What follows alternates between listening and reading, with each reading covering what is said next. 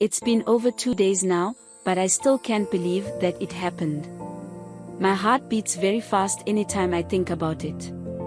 And I can't stop blaming myself for being so naive. My mama always warned me to stay away from strangers, especially at night. But did I listen? No.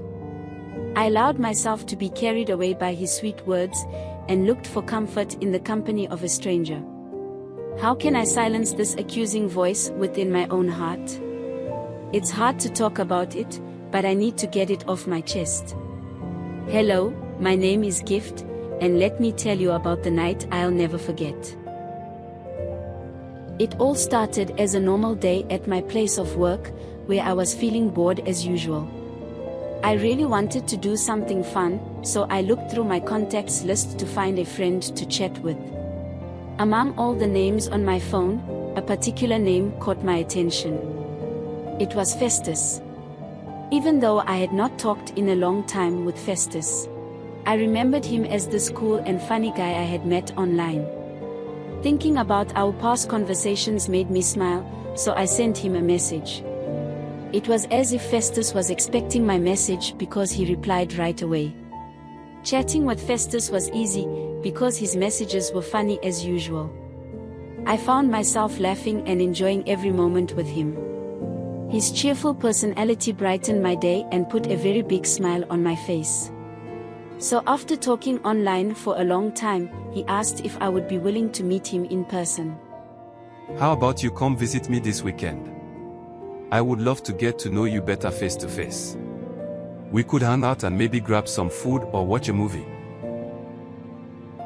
I was a bit surprised, but also excited at the same time with the idea of meeting him face to face. Although I was unsure at first, I couldn't resist the chance to meet Festus. I felt really happy and nervous at the thought of meeting him. I looked at my calendar, thinking about how to make the trip happen. We agreed on a date.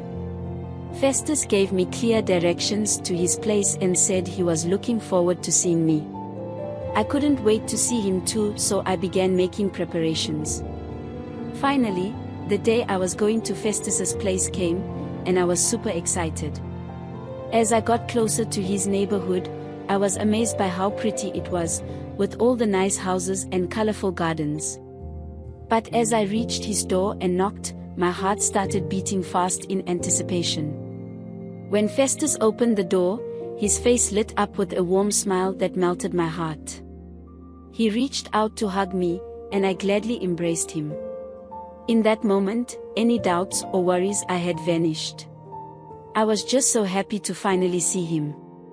But unknown to me, I was swaying on the brink of disaster, and a whirlwind of trouble was about to descend upon me. I had no idea. The evening started off on a good note though. Festus and I were having a good time, chatting and enjoying some food and drinks together. We were watching movies, sharing laughs, and stories that we could both relate to. But as the night went on, we lost track of time. The streets outside had gotten dark and very quiet, and I started feeling uncomfortable about going home alone in the dark. Festus noticed I was worried and kindly suggested I stay at his place for the night. He seemed like a nice guy, so I agreed and decided to spend the night there. But things got bad from there.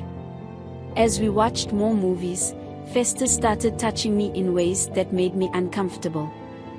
His touches were subtle at first, barely noticeable, like his hand accidentally touching mine. I tried to ignore it, thinking I was imagining things, but it got worse as the night went on. He kept doing it, and it started feeling really wrong. I kept reassuring myself that Festus was just being friendly. But when he started touching me in places I didn't want him to, I knew I could no longer pretend that everything was fine.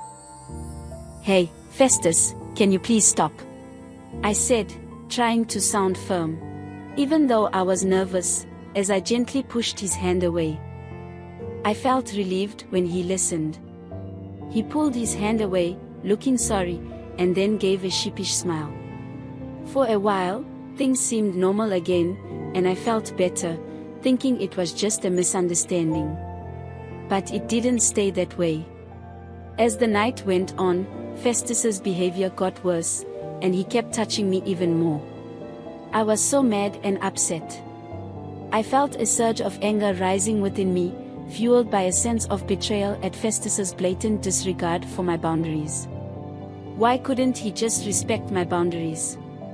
In that moment, I knew I had to speak up, to confront Festus about his behavior, and demand that he listens to me and respect what I wanted. But as I voiced my concerns, Festus's reaction was not what I had expected. Can you imagine? He dismissed my protest as an overreaction. Come on, Gift. Why are you being so uptight? We are just having fun here. No, you're the one having the fun. Not me. I responded. The tension between Festus and me was unmistakable, crackling like electricity in the air, ready to ignite at any moment. What began as a seemingly innocent visit had quickly spiraled into an heated argument, with Festus insisting that his lust for me was justified, while I passionately disagreed. See, I don't understand why you're so angry. You came here alone, didn't you? That means you're interested in me. Just because I came over to your place doesn't mean I want you to touch me like that. I just wanted to hang out as friends, not for you to get all touchy with me. Festus didn't seem to get my point.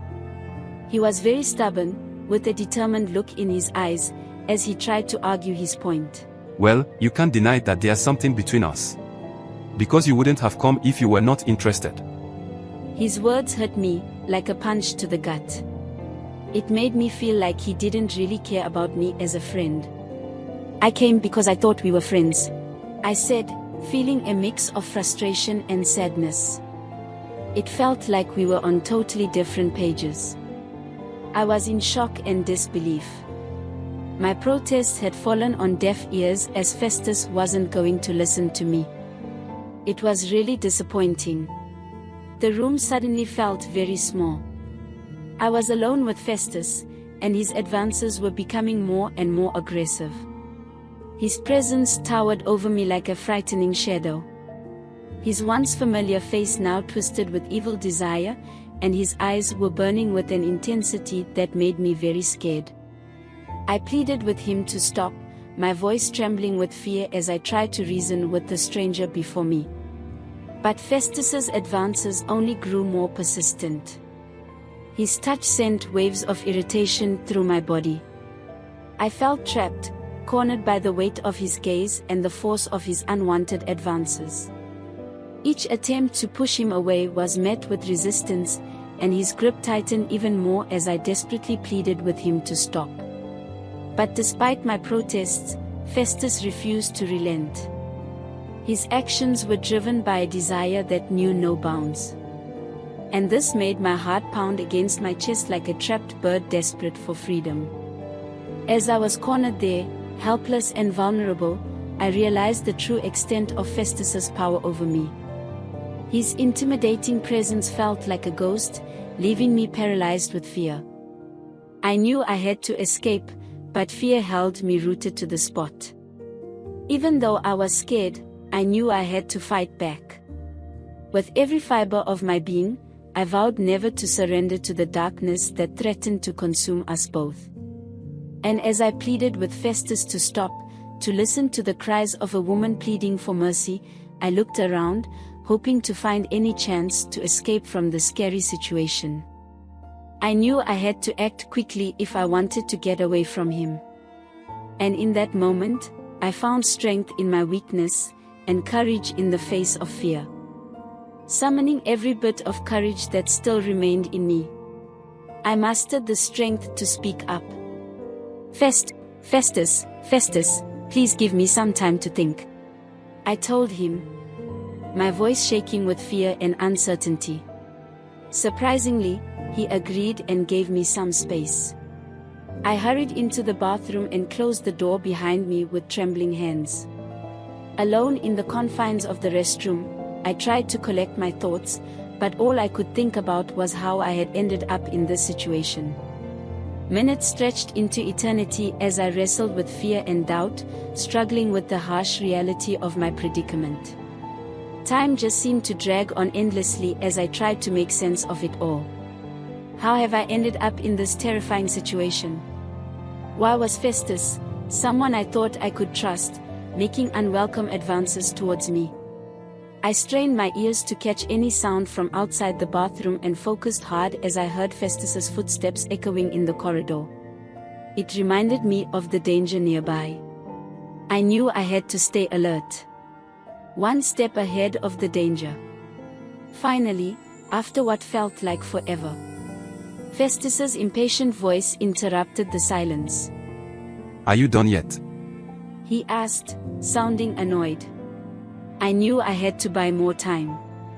No, not yet, I replied, with my heart pounding in my chest. Suddenly, there was a knock on the door. Come out now. Gift. His voice sounding desperate. But I wasn't ready to give in. No, I replied firmly, pressing myself against the door, as my grip on the handle of the door tightened with each passing moment. As time went by, Festus's desperate requests for me to open the door turned into begging. His voice was filled with regret as he admitted his mistake. He begged me to open the door so that we could go back to watching our movie. He said his desires had clouded his judgment, and promised that he could think more clearly now. But I didn't believe him, and I refused to be tricked by his empty promises. A new day was dawning. As daylight peeked through the small window of the bathroom, I knew that my window of opportunity was closing in fast. With a surge of determination, I braced myself for what was coming next. Festus desperately begged me for the last time. He swore that he wouldn't harm me if I opened the door. But I didn't trust him. I thought to myself, what if it's just a trick? What if it's just a last-ditch effort from him to regain control over the situation? As his appeals fell on deaf ears, Festus eventually gave up and left for work. In that moment, I felt a sense of victory, knowing I had outsmarted him. Stepping out of the bathroom, I felt deflated but not defeated. I opened the door and stepped into the new day, relieved to be free from Festus's reach. I knew it was now or never. As I quickly gathered my belongings and prepared to leave, I noticed some money left on the table by Festus. It was meant for my transport, or so he said, when he was begging for me to come out from the bathroom. I paused for a moment, thinking, what if this is a trap? Despite my worries, I pocketed the money and fled into the streets, as my mind was overwhelmed with fear and suspicion. On my way home, I tried to make sense of the scary events that happened last night. It felt like a heavy weight on me, making me feel so sad and worried. As I reflect upon that scary night, I feel vulnerable and betrayed. It made me realize how important it is to be careful in a world full of uncertainties. It was a traumatic experience for sure, but I've learned to be careful with my online engagements and interactions with strangers. But then, I couldn't help but ask this question. Am I the only one who has been through something so scary? And can anyone else relate to my experience?